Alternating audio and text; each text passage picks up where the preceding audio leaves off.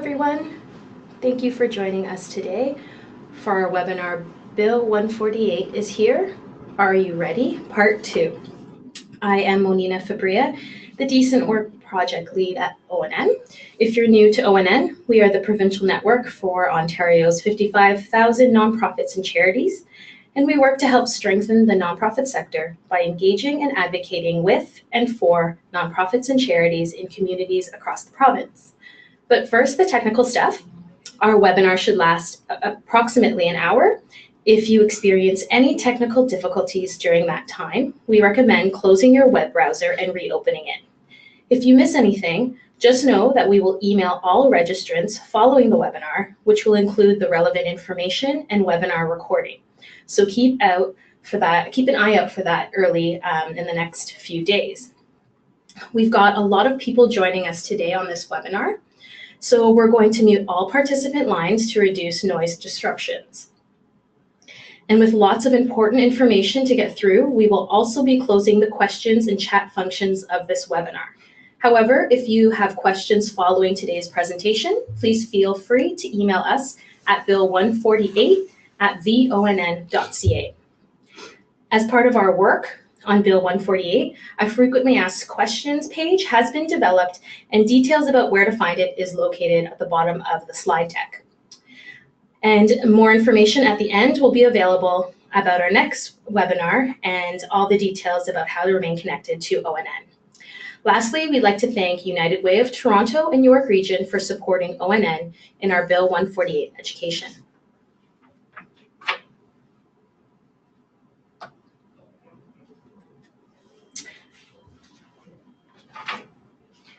So as I mentioned, ONN covers about 55,000 nonprofits and charities in the province. We consist of over 1 million workers, that's paid, full-time, and part-time, and our economic impact to the province is quite large. So as you can imagine, something like Bill 148 and changing employment standards legislation is something that definitely affects us as a sector. At ONN, our mission is a strong and resilient nonprofit sector. We look for thriving communities and to build a dynamic province. And our vision is to engage, advocate, and lead with and for nonprofits and charitable organizations that work for the public benefit in Ontario. And we hope that opportunities like today's webinar, which is impacting many of you, will help build the strength of the Ontario nonprofit sector. So just a brief overview about what we'll be covering in the next jam-packed hour. For those who might be new to this webinar series, we'll have a brief review of webinar 1. We'll focus most of our attention on equal pay for work of equal value rules as they come into effect very soon. And we'll look a little bit more into the requests for review of rate of pay, reprisal and enforcement provisions, as well as highlight some employer best practices that might be helpful for your organizations. So before we get started, we just wanted to emphasize that this is no way an exhaustive or complete list of the changes to the Employment Standards Act or the ESA of year 2000, or the implications of the new equal pay for work of equal value provisions under the ESA or any other law in Ontario. This presentation is intended as legal information relevant to Ontario, and it is not to be used as legal advice. This presentation is directed at employers of non-unionized employees. Those with unionized employees should seek legal advice if they have questions about the compliance of their collective agreements. This content in the presentation is accurate as of February 22nd, 2018 today. And if for those who might be reading or watching at a later date, it may not be fully legally accurate. There are links to resources in the presentation that are believed to be legally accurate, but we do not guarantee that the information is accurate, timely, or complete. Should you have any other questions about your rights or obligations under the ESA or any other law, we really recommend that you seek legal advice directly. So I'd like to pass it off to our co-host today, Natasha Prasad, to get us underway. Natasha is a partner at Formative LLP, where she practices employment and human rights law. She is also an adjunct faculty member at Osgoode Hall Law School, as well as a discrimination and harassment counsel with the Law Society of Ontario. In addition to all of that work, Natasha also provides advice and assistance to web content at the Community Legal Education of Ontario. So thank you. Thank you, Manina. Thank you. And thank you to the ONN for having me assist with this project. I'm really excited about it. Thank you. So as Manina was saying initially, what we want to do is just go over a brief recap of the first webinar, especially for those who were unable to join us at that time. And so, as we're all aware, Bill 148, first introduced in June of last year in response to recommendations made in the final report of the Changing Workplaces Review. And the goal of the legislation really was to address changes to contemporary workplaces, as a result of globalization, technology, and the rise of temporary work. So in terms of what's in effect right now, you'll see with this slide a whole list of things on the right-hand side in terms of independent contractor misclassification, the parental and pregnancy leaves, increased minimum wage, and going down that list, we're going to be touching on some of those things today before we get into the equal pay for equal work regime. So in effect, coming into effect very soon is on April 1st, 2018. As I said, is the new equal pay for equal work, new equal pay for work of equal value rules. And then looking forward and ahead to January 1st of 2019, we're also looking at scheduling rules, scheduling with respect to record keeping requirements, and a further increase to the minimum wage, bumping it up to $15 an hour. Okay, so dealing with what's already in effect as we speak. So as everybody again is aware, because this has been the one area that's received a lot of attention, is the increase to the minimum wage for most employees. That was raised by 21% from our previous general wage in Ontario. That was previously $11.60 an hour. $11.60 an hour rather, to $14 an hour. And again, we're looking to see another increase to $15 per hour on January 1st, 2019, and then again with inflation each October 1st thereafter. What I wanted to note here as well are the exceptions with respect to students under 18. So students under the age of 18 who work part-time during the school year, and by part-time, what we mean is up to 28 hours a week, and this also refers to students under 18 who are on school breaks, who are working on school breaks. They've also seen an increase in their minimum wage from $10.90 an hour to $13.15 per hour as of January 1st, 2018. And then looking towards January 1st of 2019, that wage will be increased to $14.10 per hour. So overall, between, looking at the minimum wage overall between the fall of 2017 and January 1st of 2019, this represents a 29% increase overall to the minimum wage. Okay, public holiday pay calculations. And if I can state here, if you are, and I'm judging from the number of participants on this webinar, as well as the number of people who have reached out to the ONN in various ways, if you are confused by these changes, you're not alone. And certainly if I can console you in any way, it's going to hopefully gain clarity as the legislation is interpreted and enforced as we go along. So this is why, as we said at the beginning, we're trying to provide you with as accurate legal information as we can at this point. So that's my segue into public holiday pay calculations. And so previously, the calculation for public holiday pay looked at the 4-week or a 4-week period of regular wages divided by 20. Now, what we're looking at is the total amount of regular wages earned in the pay period immediately before the holiday divided by the number of days worked by the employee in that period. So I'm going to give you just a quick example. So if an employee earned $500 for the pay period, and we're going to look at the most recent winter holiday break.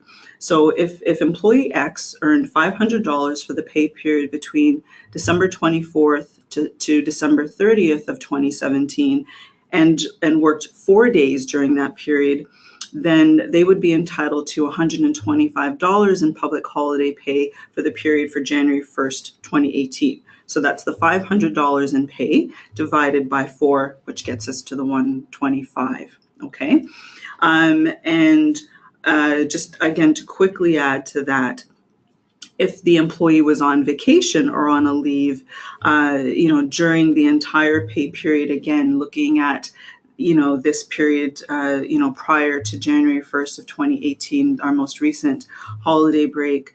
If they were on vacation or on a leave during that entire pay period immediately before the January 1st, 2018 public holiday, then you calculate the public holiday pay on the pay period before the start of the leave or the vacation, okay? And so again, just keeping in mind that regular wages does not include overtime pay, the public holiday pay, premium pay, and all of the things that we've listed in the slide there. And just to add to Natasha's point, in terms of the calculations, we really strongly encourage you to visit our frequently asked page. You'll see at the bottom of the slide that clearly identifies how the calculations are done.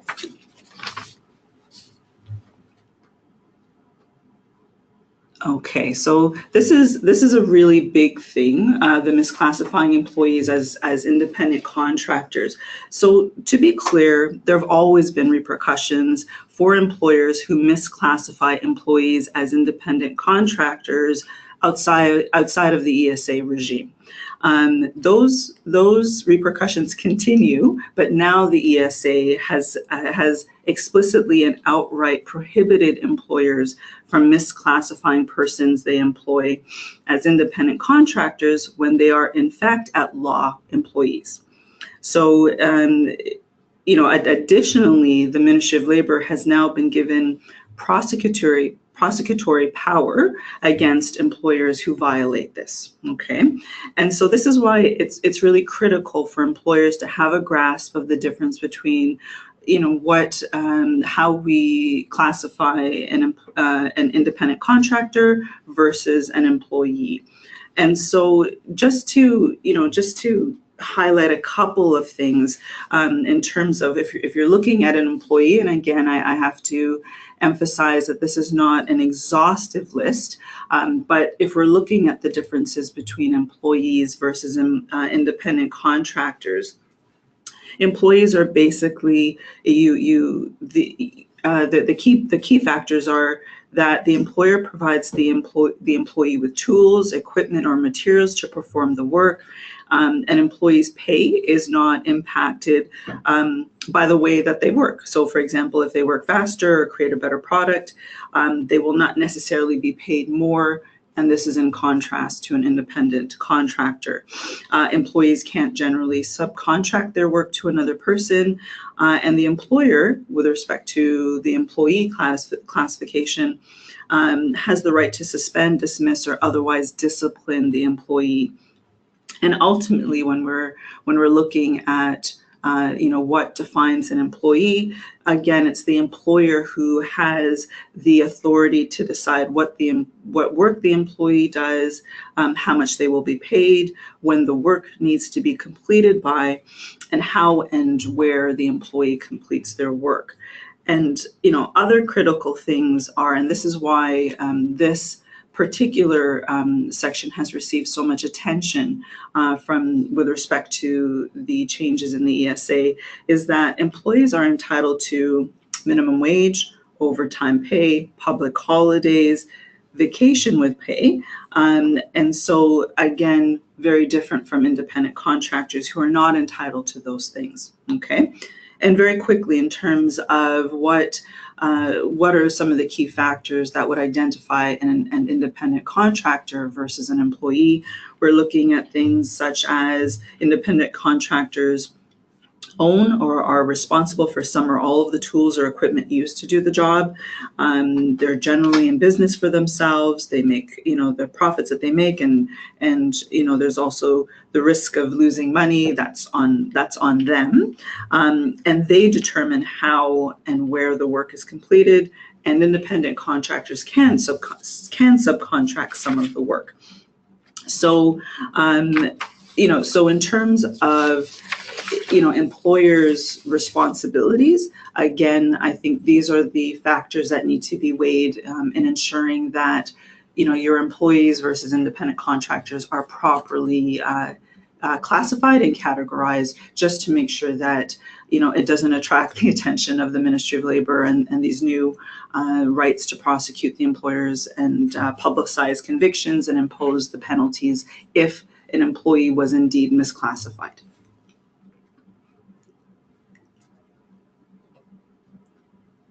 Okay, so the one section that seems to have attracted a lot of attention, as well as the personal emergency leave.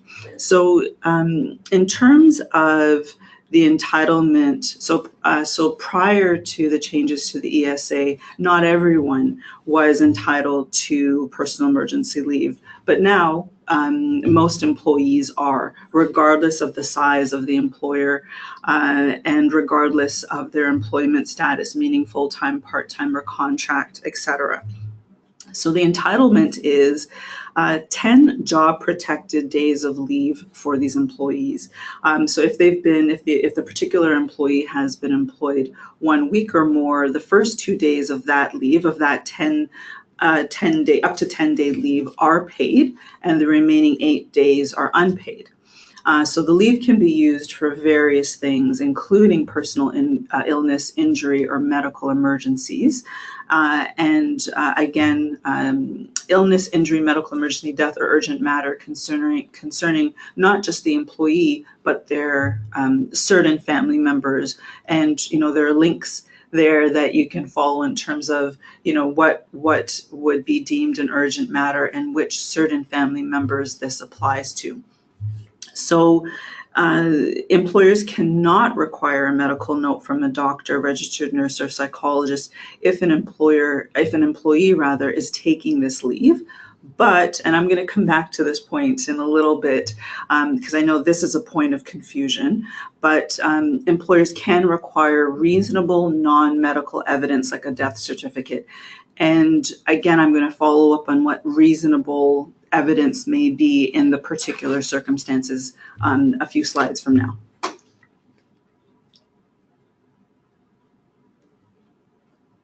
And so this very handy-dandy chart really outlines some of the key differences between personal emergency leave and sick days, which fall outside of the personal emergency leave regime. And so, again, I won't go through it all here because we're going to touch base on it coming up, but I think the part that seems to leave employers the most confused is the issue about the requirement of a medical note, and now, with respect to personal emergency leave, not being able to require it from an employee.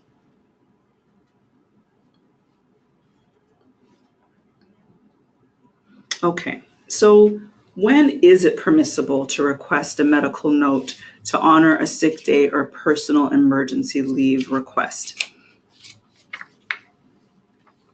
And we're gonna turn to you for your votes on this. Is it never? Is it depends on the situation? Is it always? And then there's the category for those just not too sure. Okay, we have about 65% who've said it depends on the situation. Okay. And then the remaining a little bit in unsure, and 30% at never. Okay, so I'm going to give you the typical lawyer answer, which is it depends on the situation and the leave requested. Okay, so what I wanted to do is to make a differentiation between The fact that an employer, with respect to a personal emergency leave day that is going to be used for illness, no longer can employers require that an employee provide a medical note to substantiate that they were in fact ill or they needed, those days to be used towards, an illness or injury or whatnot.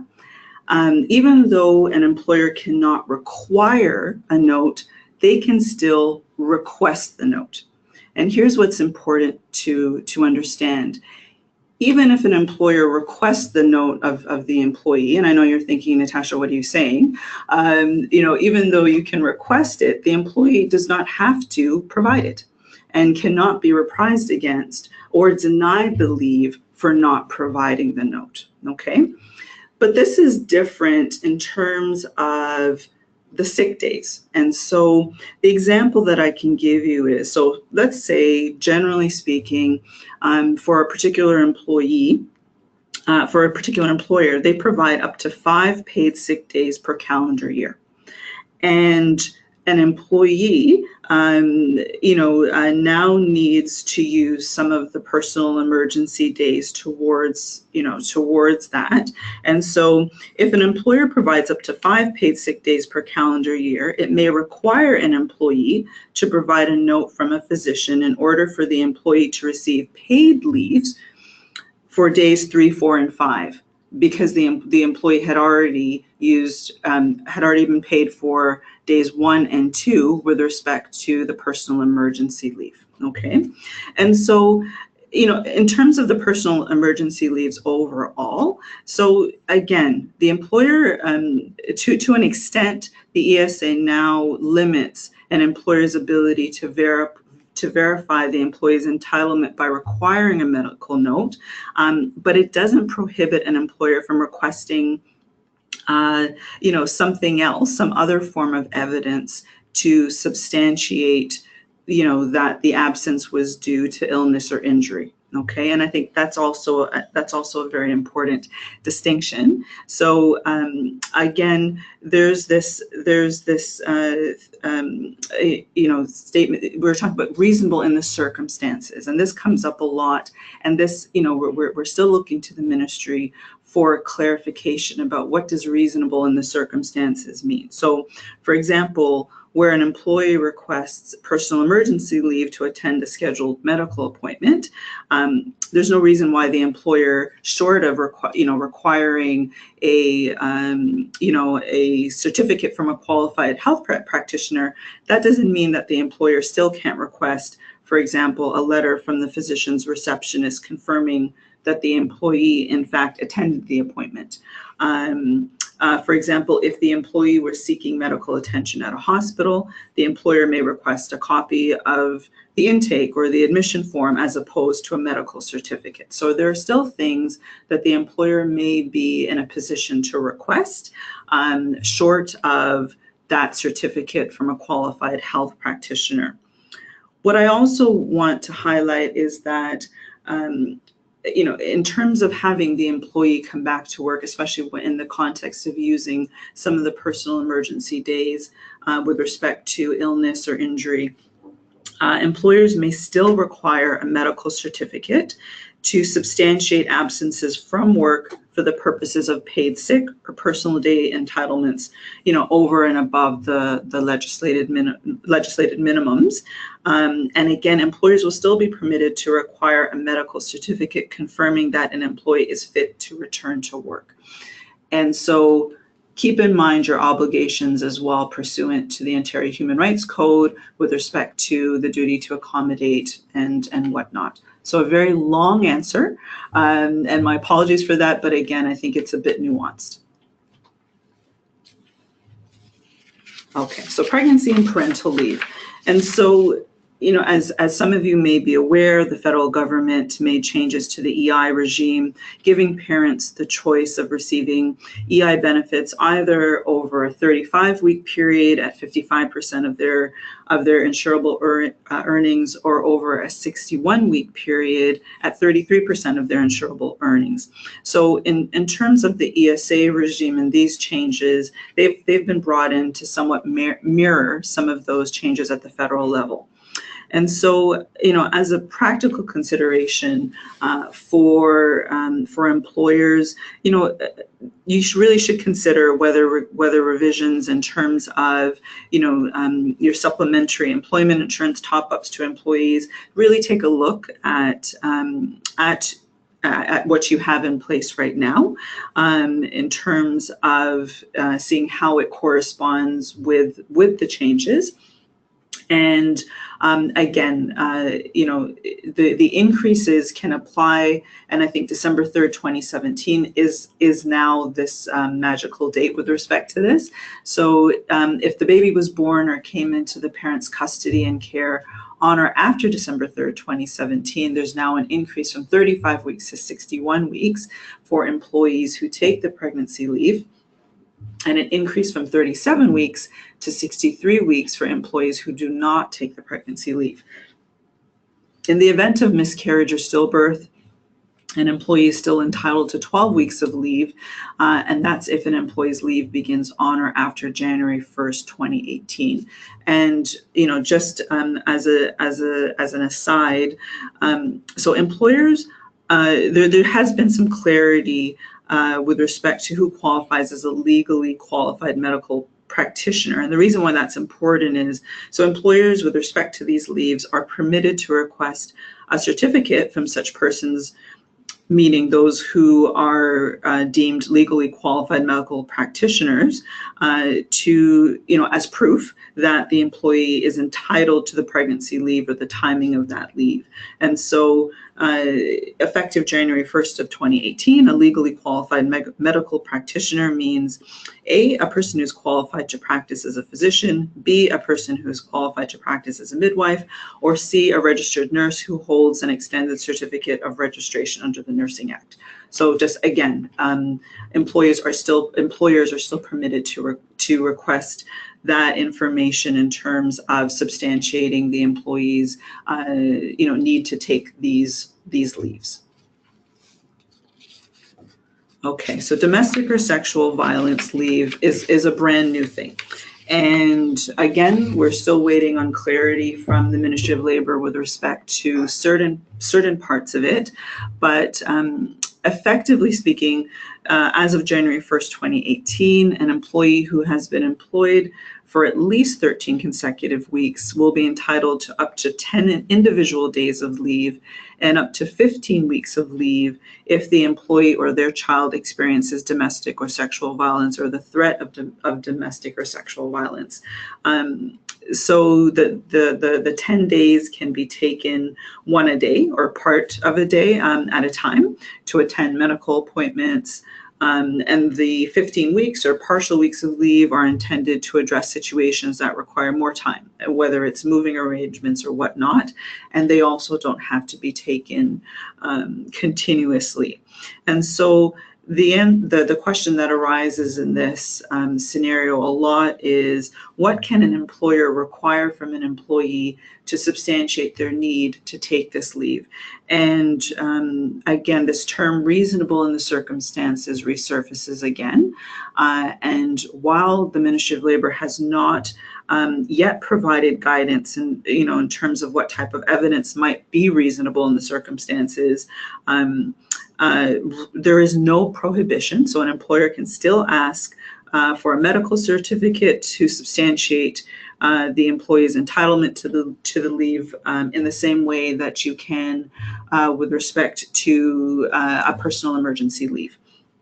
And so again, the only thing that I'd like to highlight with respect to this is, In the event that an employer does require evidence or asks for evidence of an employee's entitlement to this particular leave, the employer has to ensure that there are mechanisms in place to protect the confidentiality of records given or produced by the employer that relate to the employee taking this type of leave. So that's something that I would highlight for employers in this sense.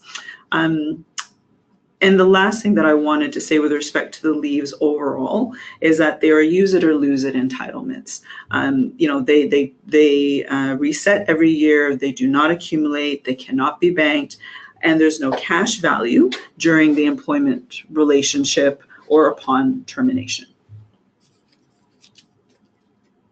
Okay, and so again, this is a fantastic chart just to outline, and there are links that you can go to in terms of getting more clarity with respect to who family members are, and in terms of whether a medical certificate may be required. And again, I think as Menina had pointed out before, we'll be updating the the FAQ page as things progress in this area. Okay, vacation and overtime. So in terms of vacation, I think what we have to note is that there's two things. There's vacation time and there's vacation pay. And so prior to January 1st, 2018, employees, generally speaking, were only guaranteed 2 weeks of vacation time per year and vacation pay at the rate of 4% of the wages earned. And that was regardless of the length of service. But now employees who have 5 years of service or more will be entitled to 3 weeks of vacation time. And also vacation pay will now will be paid at the rate of 6% of wages earned. Okay. Again, I think as was highlighted in the first webinar, an employee's contract of employment may provide a greater right or benefit with respect to vacation time and or pay. And that's something, again, where we encourage, respective employers to look at their own employment contracts and policies and whatnot. So for employees with less than 5 years of service still under the current regime, they still have 2 weeks of vacation time. And again, their vacation pay is still calculated at 4% on the wages earned. And so in terms of employer responsibilities, employers must record and keep a record for 5 years of various information related to vacation. And there's a whole host of other record keeping requirements that you can find at the link on this slide. In terms of overtime, employees who are working overtime must be paid now at the rate for the position they are working during the overtime period, even if the employee holds more than one position with the employer. Okay. Scheduling rules. Okay, so this can be, again, a little bit convoluted, and I'm not going to spend much time on it because these changes don't come into effect until January 1st of 2019. But suffice it to say, these are the key areas in which employers, I think, are very interested. Change requests, for example. So now employees employed for 3 months at least will be able to request a change in schedule or location and should not face any reprisal as a result of that. The 3-hour rule, and again, please keep apprised of the FAQ page because, again, we'll be providing some more information there. But generally speaking, if an employee works more than 3 hours a day and is scheduled to work but works less than 3 hours for that particular day, they must be paid wages for 3 hours of work based on specific calculations. And again, we won't get into the calculations at this point. With respect to shift refusals, employees can now refuse the employer's request to work a shift or to be on call if the employer has given them less than 96 hours of notice. And again, they can't be reprised against. And we encourage you all to apprise yourself of the new record keeping requirements around scheduling for which will come into effect, as I mentioned earlier, January 1st of 2019. Okay, so changes that are coming into effect very, very soon, April 1st, 2018, the equal pay for work of equal value. And so, prior to these changes coming into effect, what's important to note is that the Employment Standards Act had already provided that an employer could not pay an employee of one sex at a lower rate of pay than that of an employee of the other sex when both of those employees perform substantially the same kind of work in the same work establishment. And we're going to get into some more details about what substantially the same kind of work and same establishment mean. And their performance required substantially the same skill, effort, and responsibility, and their work was performed under similar working conditions. So this was already in place. And now with the changes to the equal pay for work of equal value regime, what's now been added, in addition to the prohibition of paying employees of differing sexes different rates based on these things, is that you cannot now differentiate based on work status or employment status. So as of April 1st, the ASA will enforce that employees who are casual, part-time, temporary, or seasonal must receive equal pay for substantially the same work performed by the employees who are full-time or permanent. Even temporary help agency employees, and these are known generally as assignment employees, who are doing substantially the same work as full-time employees, or must also be paid the same rate of pay as the full-time employees. And so when we talk about differences in employment status, so that means either a difference in the number of hours regularly worked or differences in their term of employment. And so as we noted above, this includes your status as to whether you're a permanent employee, temporary, casual, or seasonal. So exceptions. Okay, so let's say you have two full-time employees who perform substantially the same work at different rates. That is still permitted as long as the difference in the rates of pay that they're earning are not based on sex or any other prohibited ground. Okay, and so these provisions do not apply to certain individuals, including firefighters, workers under 18 years of age with weekly hours under 28 hours. And so you'll see in the legislation, it refers to students. And again, if we go back to how the ESA has outlined the minimum wage increases for students, you're going to see that, again, it's the students who are under 18 who work less than 28 hours a week. And again, the issue of whether they're working on a school holiday also applies. Okay, so if an employee is paid less than another employee because of a difference in their employment status where, so the first issue is where the employees perform substantially the same work, and we're going to outline what that means, at the same establishment. Number two, their performance requires substantially the same skills, effort, and responsibility, and both of these employees are working under similar working conditions, then I would say that the employer has likely violated the equal pay for work of equal value provisions. And so you're going to hear me using the word likely a lot. And that's really because it remains to be seen how the legislation is going to be interpreted and enforced. So we just want to give you an idea of how different factors are weighed in terms of determining what substantially the same work means, what the same establishment means, again, substantially the same skills, efforts, and responsibilities, and what similar working conditions mean. Okay, so getting into what substantially the same work means. So it's work that is, and I know this is not helpful, substantially the same, but not necessarily identical. And I think it's the not necessarily identical piece that we should be focusing on. So what that means is that the work is similar enough that it could reasonably be considered to fall within the same job classification. And again, highlighting that the jobs do not have to be identical in every respect, and nor do they have to be interchangeable for the substantially the same work category or factor to be there. Okay. Okay, and looking at the same establishment generally refers to a location where the employer carries on business.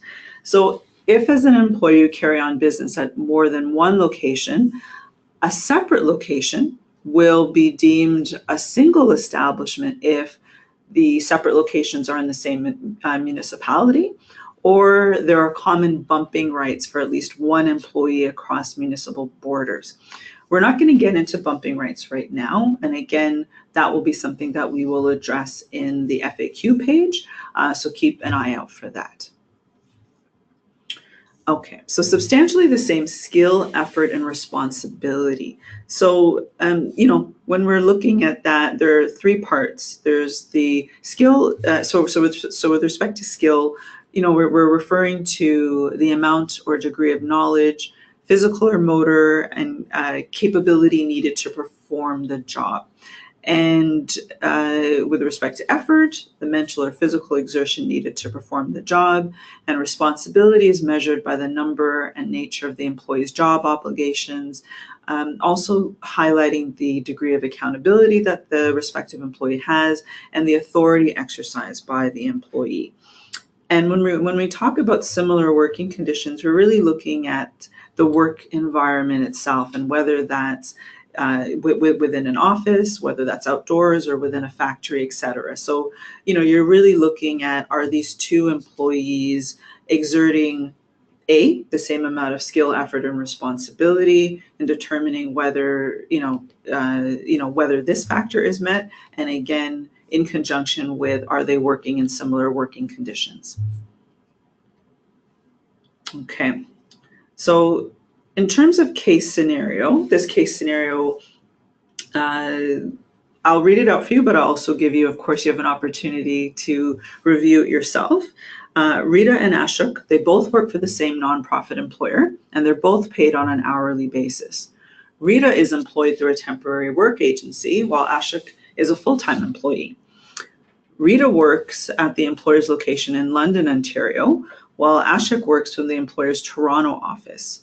While they're both classified as administrative staff, Rita handles mainly matters such as filing and data entry, while Ashok provides administrative support to a manager, and he's mainly responsible for scheduling appointments and ensuring that his manager is kept apprised of all office developments, among other things. So Rita is paid $3 an hour less than Ashok. So the question that we have for you is, do you think that Rita's difference in pay violates the equal pay for work of equal value provisions? And we'll give you some time.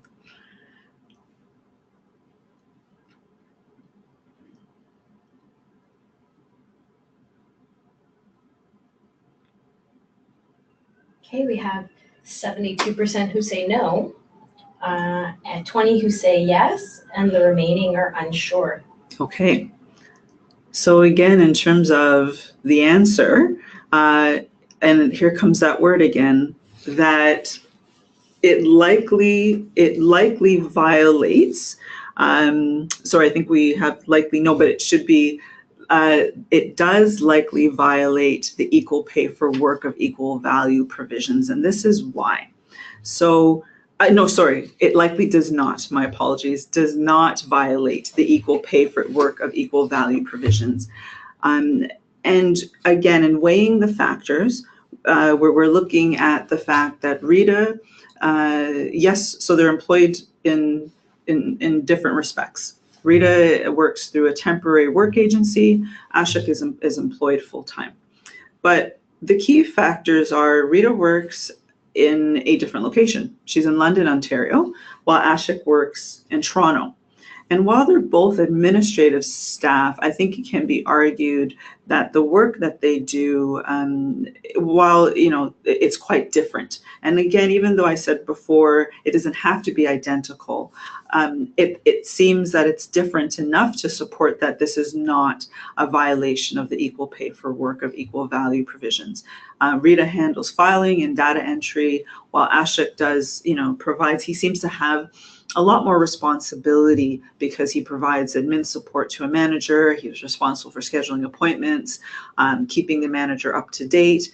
And so because of those key differences, I would say likely this is not a violation of, Rita's $3 difference, $3 an hour difference in pay does not likely violate the equal pay for work of equal value provisions.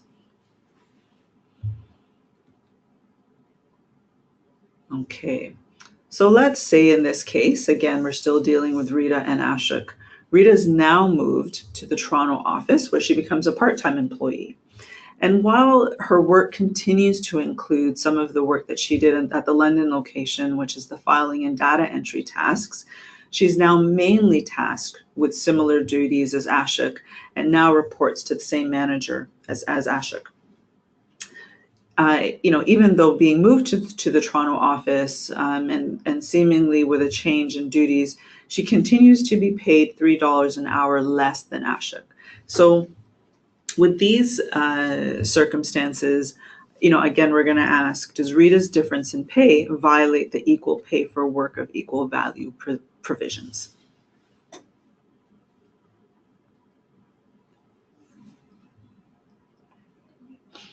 We've got 95% of people saying yes. Okay. Very good. So yes, again, there's that word likely. And again, it's I have to emphasize it's a weighing of factors. So in this case, Rita and Ashok are now in the same municipality. They're in the same work location. And again, even though the work that they're doing, she's still doing some of her filing and data entry tasks, but now she's doing similar duties as Ashok. And again, all we can, the work does not have to be identical, but now it seems that there's still much more similarities between what Rita's doing now with Ashok than she was in the London location. Okay, so in terms of the other exceptions to the equal pay for work of equal value provisions, so an employer may still be able to justify the differences in rate of pay between employees by relying on a seniority system, a merit system, a system that measures earning by quantity or quality of production, and any other difference that's not based on the sex of the employees or their employment status. And so with the seniority system, you're really looking at the number of years of service, and this includes a system that provides for different pay based on the accumulated number of hours worked. And the merit system, what we really want to highlight is that employers should be using an objective and a legitimate method of determining merit that is implemented fairly and equally. Okay, so that's really something to keep in mind. Okay, so in terms of the system that measures earning by quantity or quality of production, again, what we want to emphasize is that any measurement of this should be objective and have these standards that you can demonstrate that you're being objective in the application of this system. And then the last category that the ministry has included is other. And again, it remains to be seen how that's going to be implemented or what falls under other. But our understanding is that this might occur in cases where an employee is demoted, but his or her rate of pay is red circled, meaning that it's kept the same as in the original position. Okay, taking us to case scenario number 4. And now we're dealing with 2 employees, Kinza and Natalie, who have both worked for the same employer since 2008. So they perform substantially the same work, so that's not even an issue. But Kinza is paid $2.50 an hour more than Natalie. Kinza and Natalie report to different managers, but they both have annual performance evaluations that impact the amount of pay raises they're entitled to. So these annual performance evaluations are generally informal meetings with their respective managers, and Kinza's manager is known to be much more lenient than Natalie's when it comes to performance assessments. So the question that we have for you is whether Kinza's difference in pay, that $2.50 an hour more than Natalie, would be considered under these circumstances an exception to the equal pay for equal work provisions.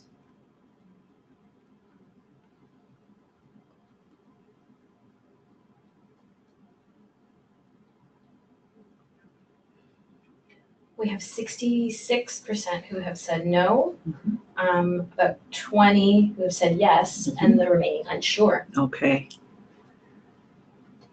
So again, I'm gonna use that word likely. So in weighing the factors, it's likely not an exception. And the key thing is, so yes, they're doing substantially the same work, and and looking back at those potential exceptions to the equal pay for equal work regime in terms of seniority and merit system and whatnot, remember the key was whether it's being applied objectively.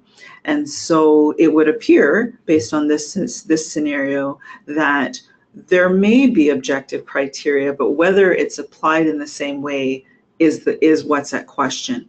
So Kinza's manager is known to be much more lenient than Natalie's when it comes to these performance assessments. So it can be argued that it's not objectively applied. So it would likely be in violation of the equal pay for work of equal value provisions, and therefore not falling under one of those exceptions. So continuing with Kinza and Natalie, one part of the evaluations, the performance evaluations, is the attendance and lateness rates. So Kinza and Natalie's respective managers have to consider those factors in their completion of the performance evaluations. So Kinza, on one hand, has stellar attendance and one late noted on her evaluation. Natalie, however, has struggled with attendance throughout her employment and is often late for work. So given these circumstances, would Kinza's difference in pay be considered an exception to the equal pay for work of equal value provisions?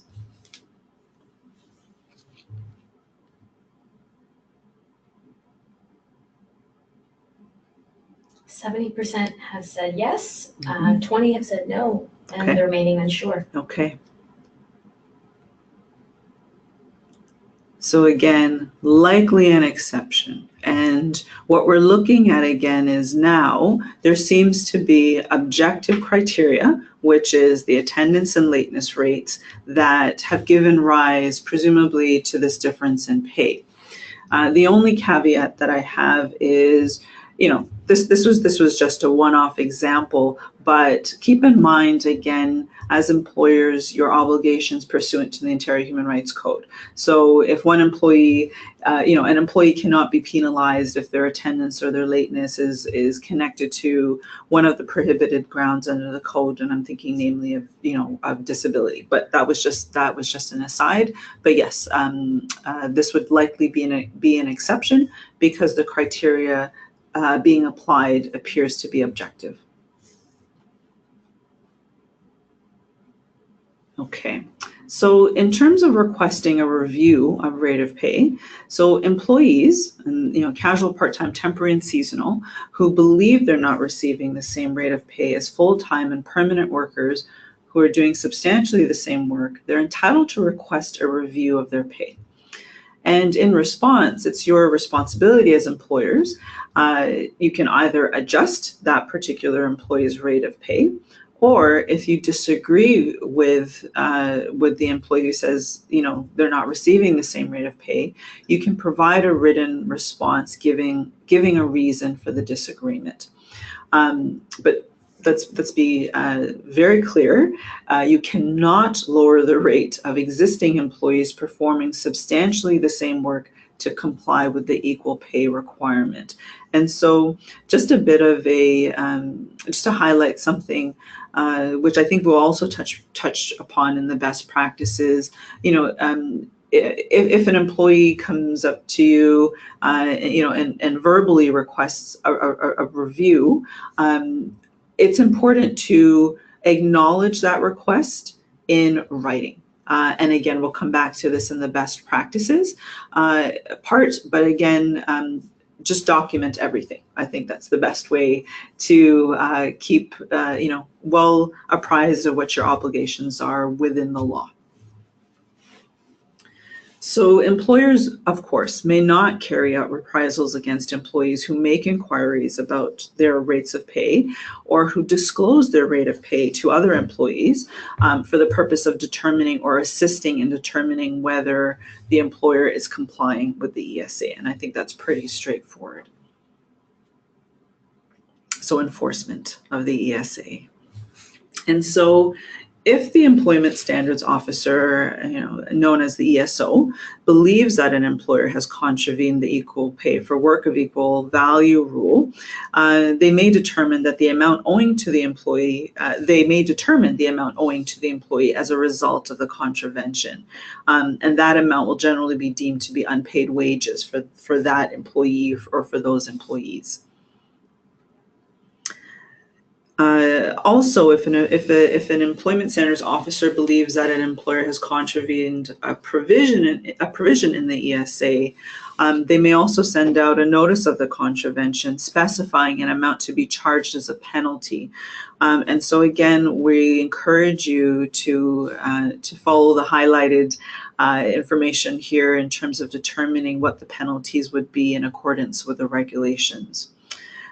If an employer is deemed to have contravened the ESA after being issued a notice of contravention, the ministry may publish or otherwise make available to the general public the name of the organization, a description of the contravention, and the penalty given. Okay, so it can be quite serious. And now getting to the employer best practices. And so in terms of, really considering your workforce. So review your workforce and determine if in fact employees of different status are being paid the same rate for performing substantially the same kind of work, requiring the same skill, effort, and responsibility under similar working conditions. And, as a corollary to that, if you think that they are, then again, really review whether it's seniority systems or merit systems or whatnot to ensure that that they're being applied in an objective way. And so in terms of being proactive, we encourage you to anticipate that there will be requests for review of rate of pay. And so perhaps even consider increasing pay rates before you get these requests, and consider what procedures will be followed upon receipt of requests for review of rate of pay. And this is what I was referring to a couple of slides earlier. In terms of protecting yourselves as employers, the key is really documenting. So again, if an employee approaches you and verbally makes a request for a review of their rate of pay, then my suggestion would be follow that up with either an email or some kind of written correspondence to say, "Dear employee X, you approached us to seek a review of your rate of pay this afternoon. As per our obligations under the ESA, we will take this into consideration and provide you with a written response." Again, in terms of protecting yourself from any types of penalties or negative consequences such as that, the best way is to document everything. And in the legal world, documenting, especially in writing, is key. Okay, even better, keeping clear records and policies. So again, spending the time, if you haven't done so already, to make sure that your job descriptions are carefully drafted, to ensure that your policies and your procedures are clear and that they're standard, and that they're in place to really track employee seniority or merit-based systems or the working conditions, And again, to highlight having fair, objective, and equal measures for recording in terms of either of these categories. And once again, we encourage you to apprise yourself of the changes related to record keeping by following that link that employers are now required to do with respect to this 5-year period. Well, thank you, Natasha, for all this helpful information. I hope for those who've joined us today, it's been helpful. And like Natasha had mentioned, it's very new, and we're really helping those of you to navigate it. So in terms of next steps, again, if you have specific questions about how these rules apply to your organization, then we really encourage that you seek legal advice directly. As I mentioned in next steps, we have the next and final Bill 148 webinar that will be offered on March 29th at noon again. So please mark your calendars about that, and you will receive more information about registering for that webinar in a follow-up email. All of the content we cover today is going to be available in that follow-up email, but more detail, like Natasha had mentioned, will be available on our frequently asked page, or FAQ page, that you see at the bottom of each slide. So we encourage you to visit this page for further updates, examples, as well as some calculations in terms of the public holiday pay and the vacation time for more details that can be helpful for your work. If you still have questions, then we encourage you to also reach out to us at bill148@theonn.ca, and we will try to incorporate the relevant information and examples in our next webinar, but also on our FAQ page. For more information on ONN and our work around Bill 148, we encourage you to visit our website. I want to thank Natasha again for helping us today navigating this new legislation. She'll be joining us again in the March webinar, so you'll hear from both her and I soon. But we'd also like to thank United Way of Toronto and York Region for supporting ONN in our Bill 148 education. And thank you, the audience, for joining us today. We hope the webinar has helped you better understand Bill 148. Please note that in the handouts section on the right-hand side of your screen, you'll notice that the slides are available, so we'll keep that open for a few moments. And a survey will also pop up on your screen at the end of the webinar. So this webinar is just one of the ways that ONN supports Ontario's nonprofit sector, bringing the latest information and experts directly to you. If you'd like to get more information about ONN membership and our work, then we encourage you to please contact us. So that's all we're covering today, and we thank you again for your time. Have a great afternoon.